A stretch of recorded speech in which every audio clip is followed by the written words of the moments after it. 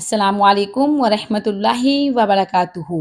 आज मैं आपको एक अहम मसले के बारे में बताने जा रही हूँ कि अगर आप भूलकर नमाज की पहली रकात में सूरतुन नास तलावत कर लेते हैं तो बाकी रकतों में आप क्या पढ़ेंगे, नमाज कैसे मुकम्मल करेंगे, क्योंकि कुरान मजीद की आखिरी सूरत सूरतुन नास है। इस सूरत पर कुरान मजीद मुकम्मल हो रहा है। अगर पहली रकत में ही आप सूरतुन नास की तलावत कर लेंगे तो बाकी रकतों में आप क्या पढ़ेंगे। बहुत अहम मसला है, बहुत सारे लोग ये मसला नहीं जानते। आपने ये बात भी याद रखनी है कि पहली रकात में जो आपने करात करनी है वो थोड़ी लंबी हो, दूसरी रकात में पहली रकात की निस्बत थोड़ी कम तलावत करें। तरतीब बहुत ज्यादा जरूरी है। अगर पहली रकत में आप जो सूरत तलावत कर चुके हैं, अब अगली रकत में उससे अगली सूरत होनी चाहिए। यानी मिसाल के तौर पर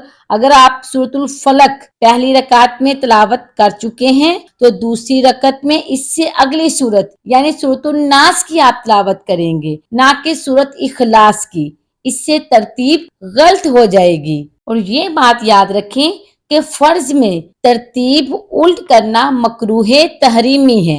अगर आपने भूलकर पहली रकत में सूरतुन नास तलावत कर ली तो आप इसको छोड़ेंगे नहीं। ऐसा नहीं कि पढ़ते पढ़ते आपको याद आया कि ये तो मैं आखिरी सूरत तलावत कर रहा हूँ, इसको छोड़कर आप पिछली सूरत की तरफ लौट जाएं। ऐसा नहीं करना, इसी को जारी रखना है। अगर आपने पहली रकत में सूरतुन नास पढ़ी है तो दूसरी रकत में भी आप सूरतुन नास ही पढ़ेंगे, ना कि सूरत इखलास।